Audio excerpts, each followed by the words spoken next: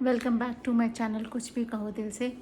दोस्तों, इंडिया में सास और बहू की बहुत कम बनती है और उसका रीज़न जो मुझे समझ में आता है वो ये है कि जब बच्चा अपनी माँ के साथ बहुत टाइम तक रहता है तो बच्चे की जो याद रहती है उसे वो बचपन वाली ही याद रहती है माँ को, कि उसको ये खाना पसंद था, वो इस तरह से रहता था। जब बच्चा दूर चला जाता है या घर के बाहर वो रहता है, अपने दोस्तों के साथ समय बिताता है, और जब उसकी शादी हो जाती है घर में, उसकी जब वाइफ़ हो जाती है, तो हम मेंटली इस चीज़ को एक्सेप्ट नहीं कर पाते हैं कि वो उसकी वाइफ़ है और वो उसका अब जीवन का एक हिस्सा भी है। तो जब एक वाइफ़ घर में आती है तो उसके लिए उसका हस्बैंड ही सब कुछ होता है और सबसे क्लोज़ वो अपने हस्बैंड के पास ही होती है।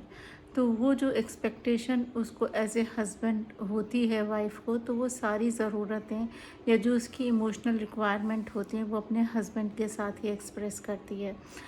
और जो माँ होती है उसको लगता है मैंने ये मेरे साथ रहा है, ये इसको मैंने पाला है, ये इतनी जल्दी बदल कैसे गया। लेकिन आप इस चीज़ को समझने की कोशिश करिए, जो उसकी वाइफ़ आई है, जब वो उसके साथ भी टाइम स्पेंड करता है तो वो अब उसकी फैमिली का हिस्सा है। तो उसकी जो चॉइसेस हैं, जो वाइफ़ की चॉइसेस हैं, जब वो साथ में रहते हैं तो एक दूसरे की आदतें वो लेना शुरू करते हैं, एक दूसरे की जो खाने की चीज़ें होती हैं। वाइफ़ एक अलग एनवायरनमेंट से आई होती है, उसका जो फैमिली बैकग्राउंड होता है वो एक अलग बैकग्राउंड होता है। तो दोनों की आदतें बहुत अलग होती हैं, लेकिन जब साथ रहने लगते हैं तो हम एक दूसरे की आदतें भी अपनाने लगते हैं। खाने की आदतें, कपड़े एक दूसरे की पसंद के पहनने लगते हैं। तो माँ को लगता है कि अरे नहीं, ये तो मेरा बेटा था, मैं तो इसे ऐसे पहनाती थी, उसको तो पहले ये रंग पसंद था, अब वो बहू की पसंद का पहनने लगा है, मेरे पसंद का खाना नहीं खाता है। लेकिन जब बच्चा बाहर निकल जाता है और उसे अपनी वाइफ़ के साथ भी निभाना है, क्योंकि वो उसकी फैमिली है अब। लेकिन इस बात को हम समझ नहीं पाते हैं और जो डिफरेंसेस हैं वो इस तरह से बढ़ जाते हैं, और जो बेचारा लड़का होता है वो बीच में फंस जाता है, क्योंकि उसके लिए माँ भी इम्पॉर्टेंट है और वाइफ़ भी इम्पॉर्टेंट है। अगर वो दो में से किसी एक को भी थोड़ा सा इग्नोर करता है तो जो है उसकी भी शामत आती है कि अच्छा ये मेरी बात नहीं सुन रहा है। तो ऐसे में बेचारा वो क्या करे।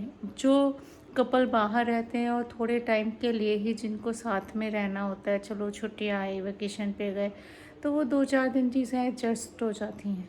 लेकिन जब बहुत टाइम के बाद साथ रहना होता है या साथ में ही होता है, तो जो वो एक गैप होता है हस्बैंड वाइफ के बीच में, वो बढ़ जाता है। उसका रीज़न ये है कि जो वाइफ़ आती है वो जो है एक नया मेंबर होती है उस घर के लिए, और जो लड़का होता है वो शुरू से ही उस घर में रहता आ रहा है। तो उसको लगता है कि ये नया मेंबर है मेरे लिए, तो वो कहता है कि नहीं भाई, सारे एडजस्टमेंट तुम्हें ही करने हैं। तो वो वाइफ़ को समझ में नहीं आता है, क्योंकि उसकी भी अपनी चॉइस होती है। उसको लगता है कि वो अब शादी के बाद अपने घर में आई है तो अपने घर को इस तरह से सजाएगी या ये चीज़ें करेगी। वो माइंड में कुछ चीज़ें लेके आती है अपने घर से कि अच्छा अब वो अपने घर में जा रही है, अपने हस्बैंड के साथ रह रही है, तो उसकी भी कुछ ख्वाहिशें होती हैं। लेकिन जो हस्बैंड होता है वो अगर पहले से अपने पेरेंट्स के साथ रह रहा है, अपने भाइयों के साथ रह रहा है, तो वो उसको बदलना इतना आसान नहीं होता है। और घर वालों को भी लगता है अरे ये तो लड़की अभी आई है, अभी से ये अपनी चीज़ें अपनी पसंद की करने लगी है। तो ये जो डिफरेंसेस पैदा हो जाते हैं, तो ये समझने की चीज़ है कि जो लड़की आपके घर आ रही है वो भी कुछ आपसे चाहेगी, वो भी अपना पसंद का कुछ करना चाहेगी, वो भी अपने पसंद का कुछ खाना चाहेगी, वो भी अपने पसंद के कुछ कपड़े पहनना चाहेगी, वो भी अपनी पसंद का कुछ उस घर में चेंजेस लाना चाहेगी, क्योंकि अब वो भी इस घर का पार्ट है, वो भी इस घर का हिस्सा है, और जो है वो भी कुछ चीज़ें चाहती है अपनी पसंद का करना। तो अगर हम नहीं बदलते हैं, एक दूसरे को नहीं समझते हैं, तो वो जो गैप्स हैं वो बढ़ने लगते हैं, और जो लड़का है वो घर के बाहर रहने लगता है, क्योंकि वो दोनों के बीच में नहीं फंसना चाहता। वो ये नहीं करना चाहता कि मैं इसका पक्ष लूँ या उसका पक्ष लूँ। जिसका भी पक्ष लेता है दूसरा पक्ष उससे नाराज़ हो जाता है, और बाद में जो है कई बार चीज़ें ये ऐसी हो जाती हैं कि अच्छा अब हम साथ में नहीं रह सकते हैं। तो ये जो चीज़ें हैं ये समझने वाली चीज़ें, अगर कोई भी समझदार बंदा इस चीज़ को समझ जाता है तो एडजस्टमेंट हो जाता है। यही मुझे लगता है कि सास को और बहू को समझने की ज़रूरत है। बीइंग सास आप बड़े हो, आपको समझना चाहिए जो बहू आई है वो आपकी बच्चे की तरह से, जैसे आपके अगर 2 बच्चे और हैं तो समझ लीजिए एक तीसरा बच्चा आपके घर में आया है, और उस बच्चा को भी अपनी पसंद का उस घर में कुछ करना है और वो भी करना चाहता है। उस पे बहुत ज़्यादा बंधन आप ऐसे नहीं लगाएं कि उसको घुटन महसूस होने लगे, वो आपसे दूरियां बनाने लगे। तो अगर आप अच्छे रिलेशन चाहते हैं तो इस चीज़ों का ध्यान रखिएगा।